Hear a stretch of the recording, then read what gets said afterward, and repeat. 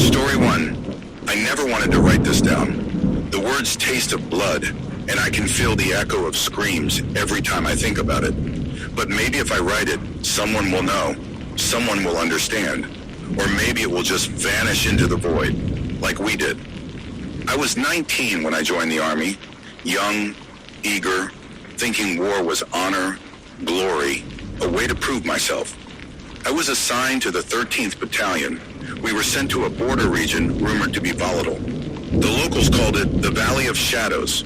Even before we arrived, my gut told me we were walking into a place that had no mercy.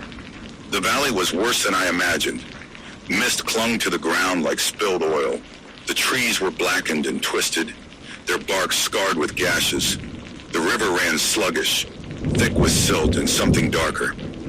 We set up camp near the ruins of an old village. Empty houses, doors swinging, children's shoes scattered in the mud. I remember the smell. Iron, smoke, in decay. The locals had fled. They said we were fools to come.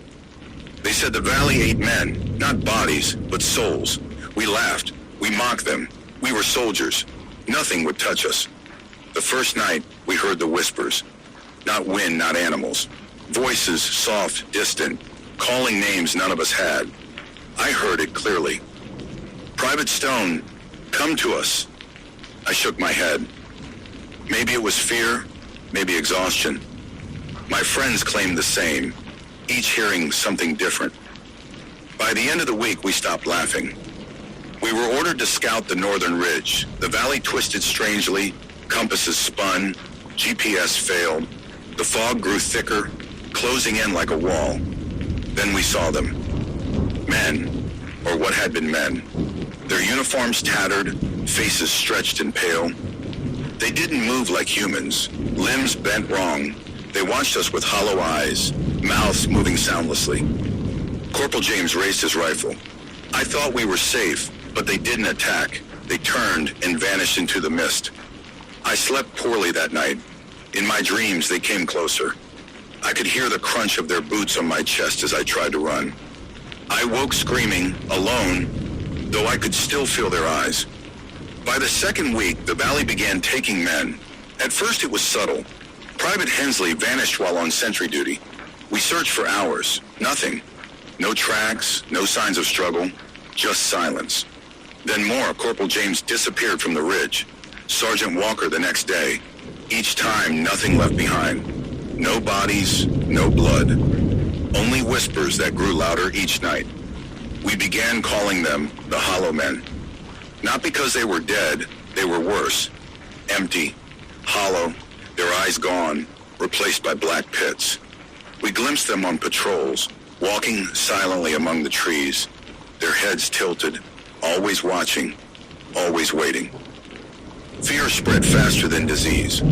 I tried to keep myself busy, patrolling, cleaning weapons, counting the rations. But at night, in the tents, I could hear the whispers, and I could feel them. I could feel them. By the third week, I was barely aware of reality. My friends, they were gone, or maybe they never were there. Private Lewis muttered about voices in his helmet, screaming things that made no sense. Sergeant Miller began carving symbols into the tent walls with a bayonet, muttering prayers that were not Christian, not Muslim, not anything I recognize. And then the visions started. In the fog, I saw them, hollow men, standing at the edge of camp. Not walking, not running. They hovered, gliding like smoke over the mud. Their hands, oh God, their hands. Each finger elongated, dripping with black ichor, reaching toward us. One night I woke to find the tent empty. No rations, no weapons, no men.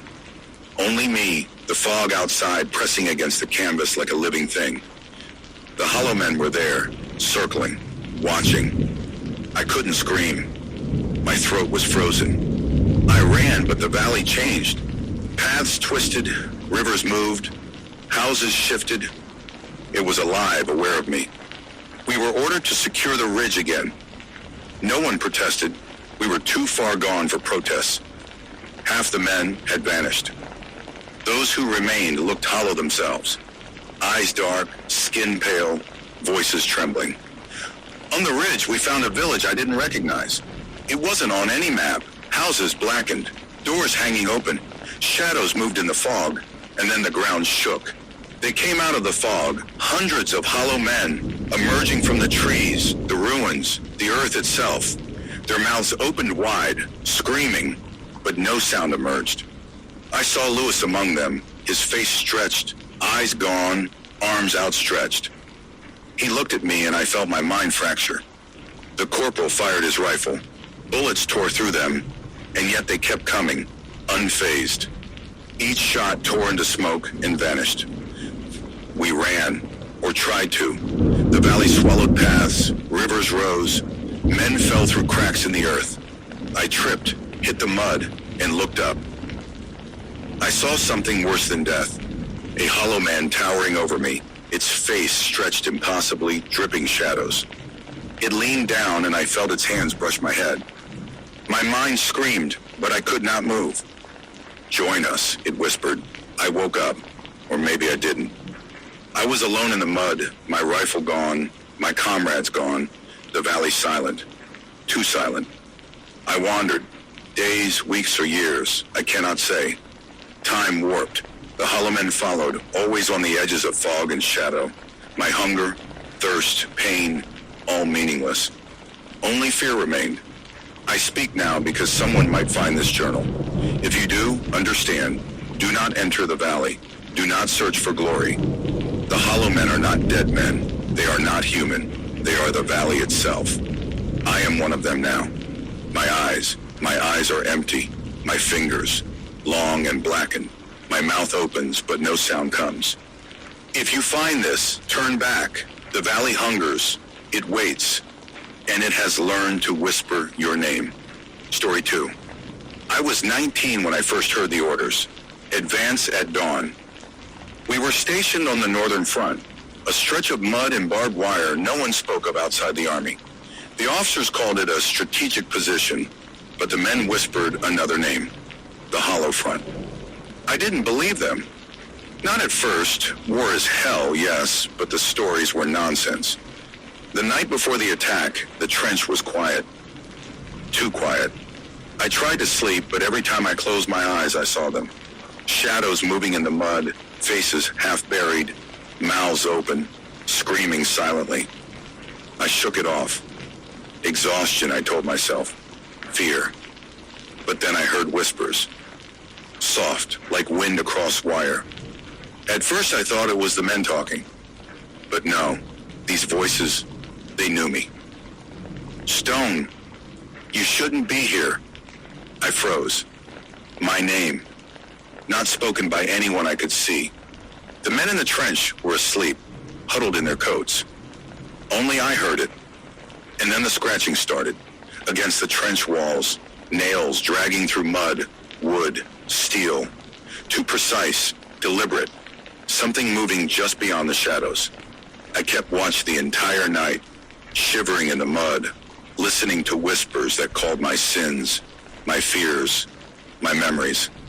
When the order came, we went over the top. The battlefield was not a battlefield. It was a graveyard. Bodies half buried in mud, some moving slightly. The smell hit me. Rot, blood, gunpowder, death. We ran, we fired, but the enemy was wrong, not human. Limbs twisted, faces melted, mouths stretched unnaturally wide as they screamed and advanced. Bullets hit flesh and shattered it into smoke. My friends fell beside me, screaming, then disappearing, leaving only echoes. I fell into a shell crater and hid, trembling. The dead, or what they were everywhere. The mud moved beneath me. I could see shapes under it, crawling, waiting. I stumbled back to our lines, or where they should have been. They weren't. The trench had shifted. Earth where it shouldn't be. Wood where there shouldn't be. A tunnel opened beneath my feet, leading down. Curiosity or desperation? I went in. The tunnel was alive. Mud and earth seemed to breathe, walls pulsating. The whispering grew louder, and I saw them, soldiers, my comrades, hollow-eyed, faces melting, twisted into agony, reaching toward me with blackened hands. Join us! they moaned. I ran. Hours? Days? I don't know. Time stopped. I wandered mud and blood, past trenches that appeared and vanished. Every corpse I passed turned to look at me, eyes glowing faint red in the fog. The air carried a soft chanting, a rhythm that made my blood run cold. And then I saw them, men in uniform, but not men, hollow-eyed, mouths sewn shut, crawling through mud as if drawn by some invisible current. They reached for the living, dragging us down to join them. I tried to escape. I ran, but the valley, the battlefield, the trenches themselves moved. I stumbled, fell, and when I opened my eyes, my friends, James, Lewis, Miller, were there, or at least versions of them. Hollow, watching, waiting. I am alone now. I have seen what the hollow front takes. The war is over, they say, but the battlefield is eternal. The hollow men are patient. They are everywhere, waiting in mud, trenches, and ruins. I feel them watching me, following me. Sometimes I wake to find a hand in the mud outside my window, long fingers, blackened nails, pressing against glass that should be impossible to reach. I cannot sleep. I cannot leave. Every sound in the wind, every shadow, whispers my name. I am part of them now, hollow, waiting. The battlefield is inside me, and the war will never end. Story 3. I was a soldier once, a young man eager to serve, to make my mark. I thought I understood fear. I didn't. We were sent to Verdun Hill in the summer of 1943. The maps called it strategic. The officers called it vital. The locals called it cursed. None of it prepared me for the horror we found there. The first thing I noticed was the fog. Not normal fog. It hung in thick, greenish-gray sheets that clung to the ground and twisted around trees. The moment we set foot on the hill, the men fell silent. Every step felt wrong. Boots sank into mud that wasn't mud. Branches scraped faces as though trying to warn us. The village at the base was deserted.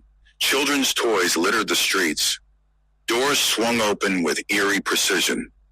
Inside there was no damage from battle, no signs of looters.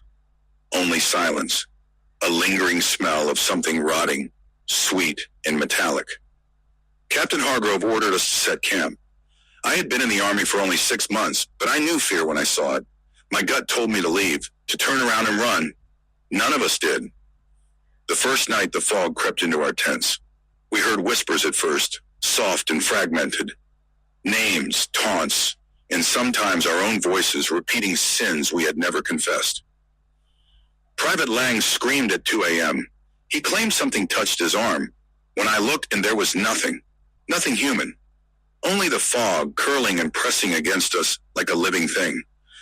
By dawn, Lang was gone. We searched, but the fog refused to let us see beyond our boots. No tracks, no blood, only silence. We thought he ran off. Later I realized the fog had taken him. We moved forward toward the hilltop. Verdun Hill was a forest of twisted trees. Their bark blackened as if struck by lightning. Then I saw movement. Shadows. Not men. Not animals. Figures gliding across the mist. Their limbs bent the wrong way. Their faces were pale, hollow, mouths stretched unnaturally wide. We fired. Bullets tore through fog and twisted flesh, but the figures were unharmed. They approached, whispering our sins aloud. The mist followed us, seeping into our ears, eyes, lungs. I remember Captain Hargrove screaming as one passed through him, through his chest. He dropped, but his mouth kept moving, repeating the same phrase over and over. You cannot leave. You belong to the hill. By the end of that day, half our squad had vanished. Those remaining were hollowed, whispering to themselves, twitching like puppets on strings. By the third day, the hill had revealed its secret. Verdun Hill was alive. The fog was alive. And within it were the hollow men. Not human, not corpses, not ghosts. They were something else entirely. Soldiers, yes, but not ours, not theirs. Shapes warped by pain, death, and hatred. Their eyes were voids, their fingers long and blackened. They followed us, always at the edges of the fog. Sometimes they appeared behind us, and when we turned, there was only fog.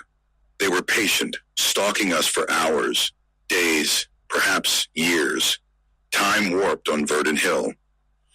By the fourth day, the men were lost to terror. Private Simmons whispered to me, "They see everything, every fear, every regret. They know you." And they did. I felt their eyes on me inside me, tracing every memory. I saw visions of my parents, my childhood, my failures. Every sin magnified, every shame exposed. I couldn't eat, I couldn't sleep, I couldn't think. Only run, only survive. And even running was impossible. Paths shifted, trees moved, the hill itself twisted. The hollow men waited, always waiting. At night I dreamt of them entering our tents, touching us, twisting our flesh, pulling our hearts out. Every scream I heard was ours, though no one remained to scream. We reached the summit of Verdant Hill. The fog thickened to a wall. I could hear hundreds, no, thousands of whispers. Names, memories, lies, confessions I had never told anyone. Then I saw it. A colossal figure, draped in mist, hollow-eyed, mouth stretched wide in a silent scream. Around it, the hollow men knelt in formation.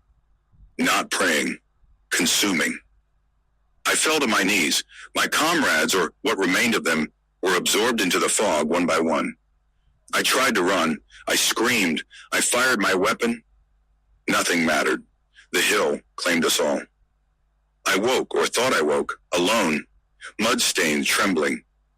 But the fog follows me, always, in the wind, in the shadows, in the sound of my own heartbeat. I hear whispers. I see figures at the edge of my vision. I am not safe. I am not awake, and I know the hill is patient. It waits for me to falter again. The war did not end. Verdant Hill endures, and I will never leave.